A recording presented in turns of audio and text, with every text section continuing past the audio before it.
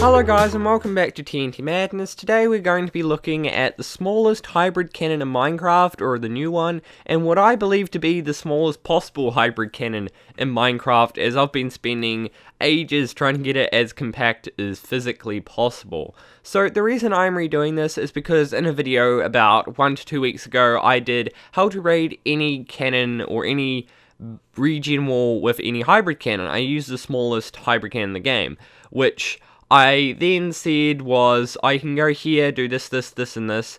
But the reason I wanted to redo it is because there was a few flaws with that cannon, one being that the sand and TNT wouldn't always line up, and I believe I could have made it smaller, and I have made it smaller, and by quite a considerable margin when you're actually dealing with only a couple of blocks wide and tall and thick and all that.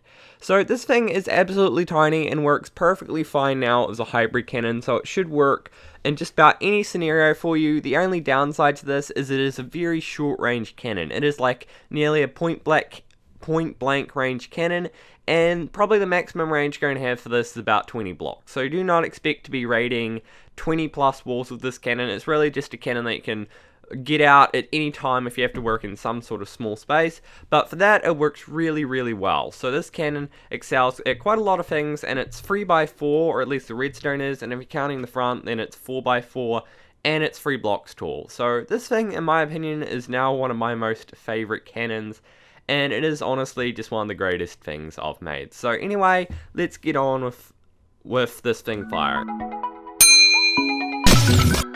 So what we have here is our wall, and what we have here is our cannon. So if we press the button here, TNT will dispense in the chamber, it will dispense up the top here, and then sand will fall. Then we'll fire out here, and as you can see, the sand and TNT pretty much fire at the exact same height, which is fantastic, because that's what you want with hybrid cannon, because you do not want them to be away from each other, because the other cannon used to have like an arch, while this one they fire pretty much in the exact same spot, which is fantastic.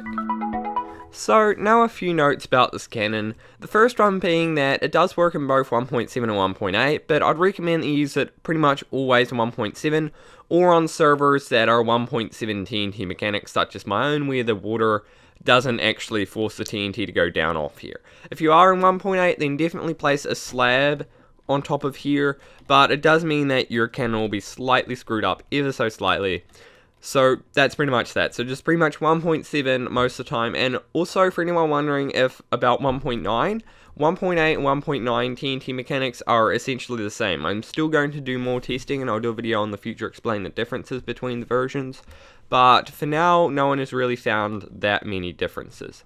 So one major thing about this cannon is, since it's a hybrid cannon, you can sand stack with it. And since you are only using free TNT to propel it, it's extremely cost effective. So for example, if we get rid of this actual TNT on the top, and we just fire out the sand, as you can see, it's going to actually sand stack, and you can just keep on sand stacking and keep on sand stacking until, of course, you want to do hybrid again. So that is extremely fantastic, because since this thing shoots nearly straight, you can get for about 3 walls before you'll start having really any kind of struggles with this cannon. And you can really just get through quite a few of those basic bases. If you just come along some base and you don't want to spend too many resources, you can just build something like this and have an absolute fantastic time. So anyway, let's get on for the redstone. So to start off with, we have the button. And it is a wooden button, which is extremely important. As most people know, it adds 15 ticks of delay instead of 10, which is extremely important because, for example, this torch, when we press it, it will go off, and then it won't go on for about 15 ticks. So that means we can have a 16 tick delay in the between from when these back dispensers fire off and this top one, and we also can abuse that with this piston too. So that's why I'm this first, is as soon as you press the button, TNT goes, it activates this dispenser, it goes over this dispenser and links up on this side over here, so that way it activates all these free bomb dispensers at the same time, and then the TNT fires off in this tiny little spot here. Then, like I said, the redstone torch will then turn off and turn back on after 16 ticks and activate this TNT, which will then sit on this block. And then after that, we have then got this massive delay that goes all the way around the back here and then hits the sticky piston. What I used to do before is I'd have it go out one block and then it'll go into a redstone torch tower and then meet at the top here, but since I'm trying to make this as compact as possible, I just got this instead, and you could use a redstone block, but they're really finicky, and for some reason it just stays extended all the time, so I just used a water cauldron, which is a variable redstone output. And the great thing about this is, since a sticky piston is a transparent block, if you didn't know, if we send a signal through it, it will not activate this redstone over the side here. So all it does is flick this up and then activate this comparator here, which then goes into this block, and then this torch will then go off, which is an extra 16 ticks of delay in total, because it'll turn off, which will retract this piston, and then after it reactivates, it will then push the sand. So for example, there should be no TNT in these things here, so if that will retract and then it will push. So as you can see, the sand sits on top, so it's all about trying to get the most effective delay.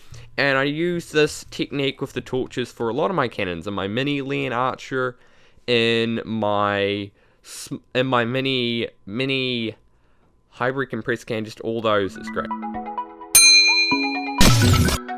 Okay guys, so now on to the tutorial, and what we have here is a 3x4 area, which is where all your redstone is going to be going, this gold representing the very front of the barrel, and that glass block representing where no blocks are going to be placed at all. So if you need free space for some reason, it's there just in case you need it. So what else we have is we're going to need some building blocks, 4 redstone, 5 redstone repeaters, 2 redstone torches, 4 dispensers, a comparator for the cauldron, a wooden button, has to be wooden, a piston, a water source block.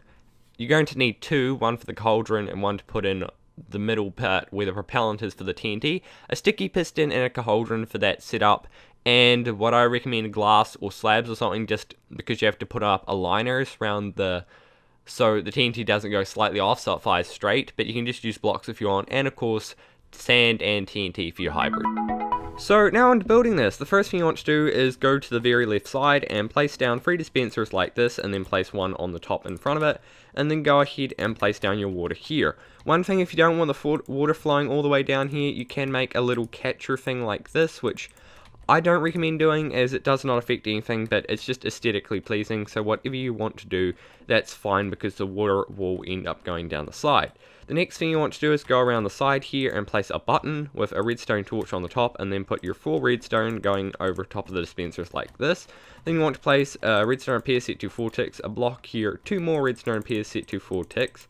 Then you want to get your sticky piston, your cauldron, and your water, and you want to place a sticky piston facing upward with a cauldron, and then place water inside it, and then go ahead and grab your other blocks. And then after that, you want to then place a block here with a comparator facing on the opposite side of the cauldron, place another block here, another block on top here, and you want to place a redstone pier set to 4 ticks lay there, a redstone torch on the side, another repeater set to 4 ticks lay here, and then you want to place your piston facing inwards here. So you're going to be placing your sand on top of there. So what we want to do now is, since the TNT can float either side of this, you want to place aligners on the sides here. Since the TNT can go side to side and land on one of these blocks, you want to place it here and here. And since the TNT can arch, go like that because of the angle that it's shooting from, you don't have to do this, but I just recommend that you place a block up here. Mostly if you're placing it, making a 1.8. So now all you have to do is go ahead and grab your sand and stack this up as high as you want it. And that's your hybrid, so it's semi-automatic, and you just press it and then press it again and fire and keep on going. And the next thing all you have to do is fill up all of your dispensers with TNT.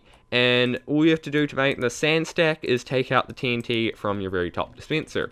So now that you've done that, you have completed your fully working smallest hybrid cannon currently in Minecraft. It is absolutely tiny. It is moderately easy to make, considering I did this tutorial in one go. It is very easy to remember if you build it once or twice, so it's just something you can flip out really anytime. So anyway, I hope you guys did enjoy this video and you want to see more videos like this, then hit that like button. But anyway, goodbye from TNT Madness.